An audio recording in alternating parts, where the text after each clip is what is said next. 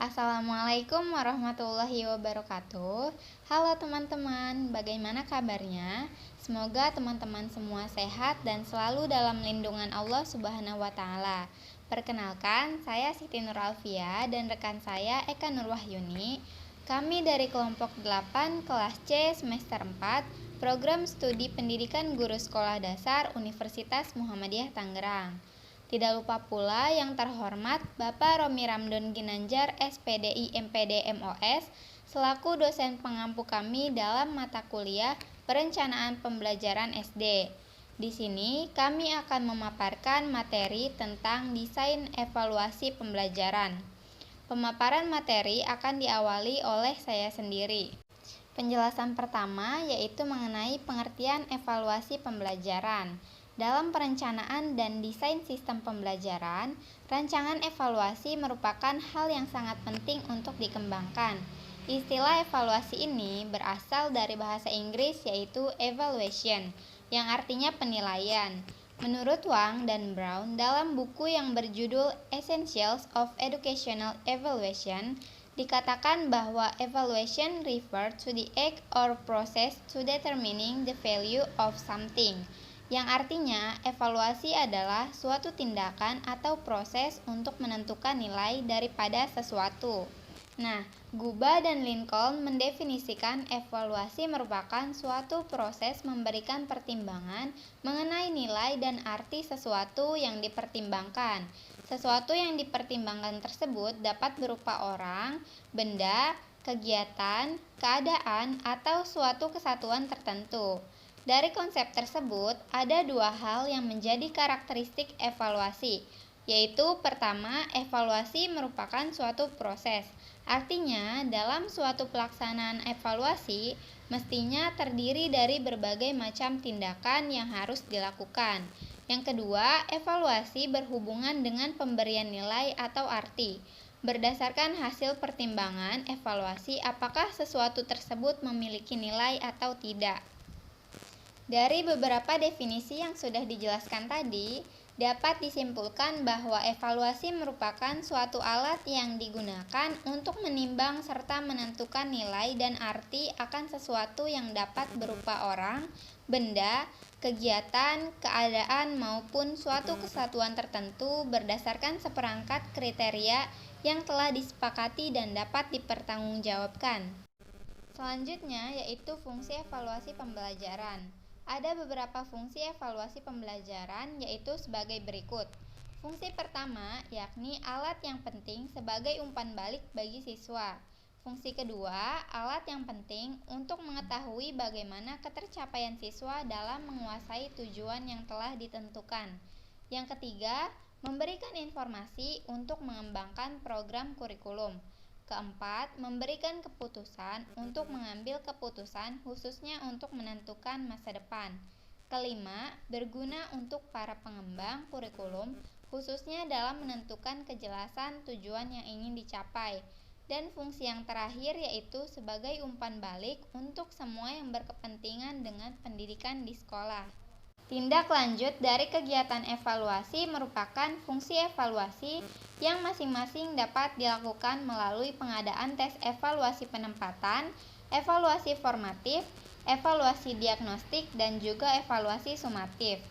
Pada evaluasi penempatan, sebaiknya dilaksanakan sebelum siswa mengikuti program pembelajaran yang permulaan atau siswa baru akan mengikuti pendidikan di suatu tingkat tertentu.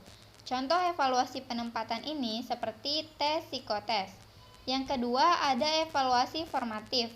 Evaluasi ini dilakukan di tengah-tengah program pembelajaran yang bermaksud untuk memantau dan memonitor kemajuan belajar siswa guna memberikan umpan balik baik bagi siswa maupun pendidik. Selanjutnya ada evaluasi diagnostik. Evaluasi jenis ini berfungsi untuk mengetahui masalah-masalah apa yang dialami siswa ketika ia mengalami kesulitan dalam belajar. Oleh karena itu, pendidik akan mengetahui kelemahan siswa dan faktor-faktor penyebab terjadinya hal tersebut. Pengadaan tes yang terakhir yaitu evaluasi sumatif. Evaluasi sumatif ini dilakukan pada akhir tahun pelajaran atau akhir suatu jenjang pendidikan. Contohnya seperti ujian akhir semester. Penjelasan yang ketiga mengenai tujuan dan makna evaluasi pembelajaran. Tujuan dari evaluasi pembelajaran dikategorikan menjadi dua jenis, yaitu tujuan umum dan tujuan khusus. Secara umum, tujuan evaluasi pembelajaran ada tiga, yaitu untuk mengumpulkan data yang akan dijadikan sebagai bukti mengenai taraf perkembangan atau kemajuan yang dialami siswa dalam mencapai tujuan yang telah ditentukan.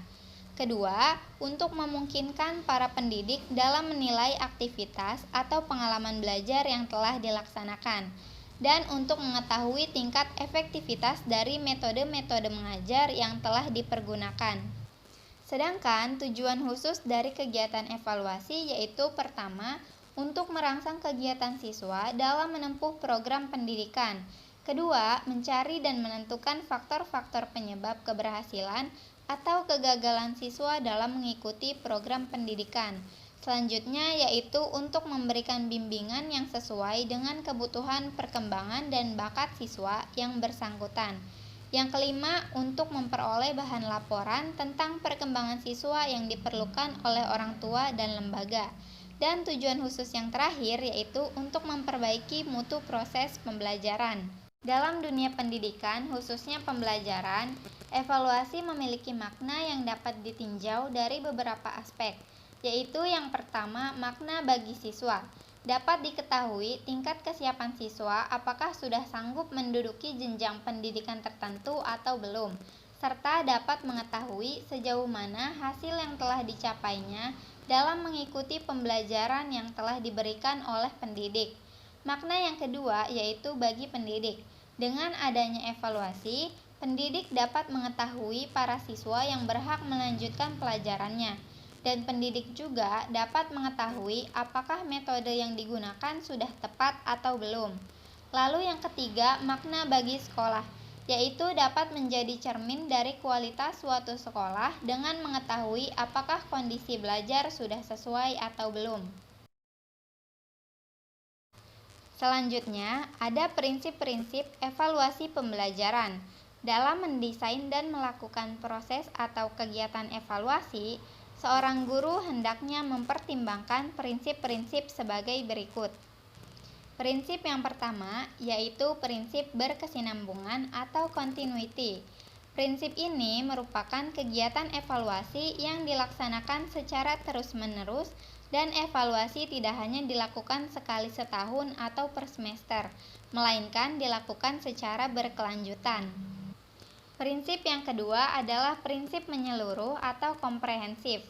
Maksud dari prinsip ini adalah dalam melakukan evaluasi harus melihat secara keseluruhan dari aspek kognitif atau aspek berpikir, aspek afektif atau aspek sikap, dan juga aspek psikomotor yakni aspek keterampilan yang ada pada masing-masing peserta didik. Yang ketiga yaitu prinsip objektivitas atau objectivity. Objektivitas artinya mengevaluasi berdasarkan keadaan yang sesungguhnya dan tidak dipengaruhi oleh hal-hal lain yang bersifat emosional dan irasional. Prinsip keempat yakni prinsip validitas atau validity. Validitas artinya evaluasi yang digunakan benar-benar mampu mengukur apa yang hendak diukur atau yang diinginkan. Lalu yang kelima ada prinsip penggunaan kriteria. Pada saat memasuki tingkat pengukuran, baik pengukuran dengan standar mutlak maupun dengan relatif. Misalnya, apabila angka 70 menunjukkan siswa telah menguasai materi, maka siswa dinyatakan berhasil apabila mendapat nilai tersebut. Yang keenam adalah prinsip kegunaan. Pada prinsip ini, evaluasi yang dilakukan merupakan sesuatu yang bermanfaat bagi siswa maupun pendidik. Selanjutnya ada prinsip praktikabilitas. Pada prinsip ini, evaluasi harus bersifat praktis, mudah dilaksanakan, dan mudah diadministrasinya. Prinsip yang kedelapan yaitu mendidik. Evaluasi dilakukan untuk memperbaiki proses pembelajaran bagi guru dan meningkatkan kualitas belajar bagi siswa yang memberikan sumbangan positif bagi siswa. Prinsip yang terakhir adalah terbuka. Prinsip terbuka ini mengandung arti bahwa prosedur evaluasi Kriteria penilaian dan dasar pengambilan keputusan dapat diketahui oleh pihak yang berkepentingan. Baiklah, saya Eka Nurwahyuni akan melanjutkan penjelasan dari Alfiah. Selanjutnya yang kelima itu ada ruang lingkup evaluasi pembelajaran. Dalam ruang lingkup evaluasi pembelajaran ini ada terbagi menjadi beberapa hal. Yang pertama ini ada penilaian kompetensi dasar mata pelajaran.